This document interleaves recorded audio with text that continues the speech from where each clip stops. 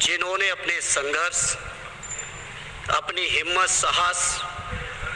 और अपने पूरे जीवन की तपस्या समाज के उत्थान के लिए, देश और उत्तर प्रदेश की तरक्की के लिए और समाज के हर व्यक्ति की तरक्की और खुशहाली के लिए उन्होंने जो अपना पूरा जीवन समर्पित किया है, सबसे पहले मैं आपके माध्यम से उनको नमन करना चाहता हूं। माननीय सभापति महोदय, सद्य नेताजी ने हम लोगों को अपने समाजवादी विरासत में इंसाफ और इंसानियत, न्याय और हक की लड़ाई करना सिखाया है। उस लड़ाई को हम लोग बखूबी अपने नेता आदरणीय अखिलेश यादव जी के नेतृत्व में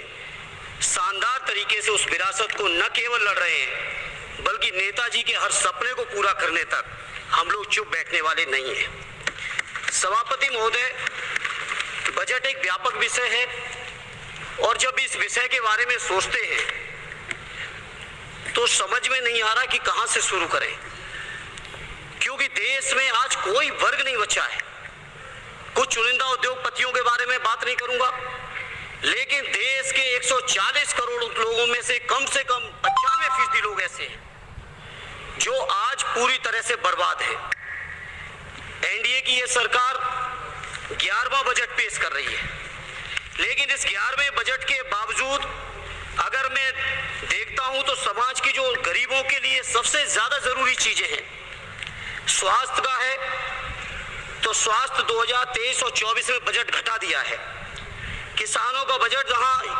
यूपीए के सरकार के समय 2014 तक 5.5 था, वहीं 24 आते आते ये 3.15 रह गया है। शिक्षा का बजट जहां 2013 में 4.77 था,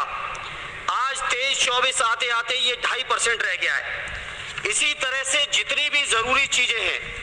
सभापति महोदय, मुझे कहने में कोई संकोच नहीं, ये जो बीजेपी की एनडीए की सरकार है,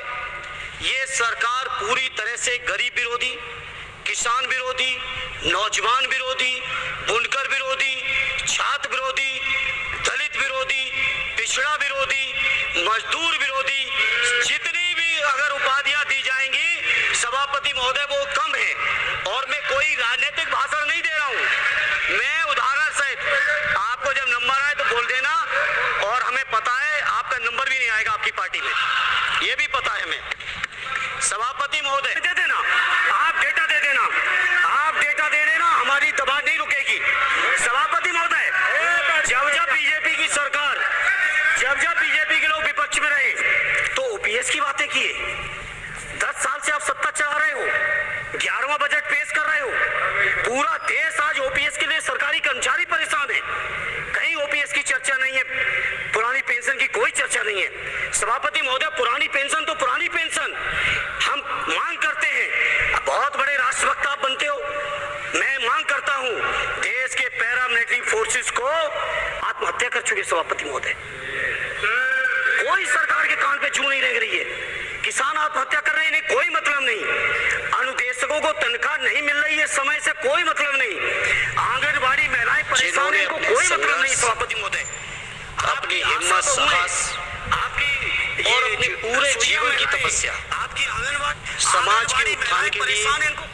देश और उत्तर प्रदेश की तरक्की के लिए और समाज के हर व्यक्ति की तरक्की और खुशहाली के लिए उन्होंने जो अपना पूरा जीवन समर्पित किया है, सबसे पहले मैं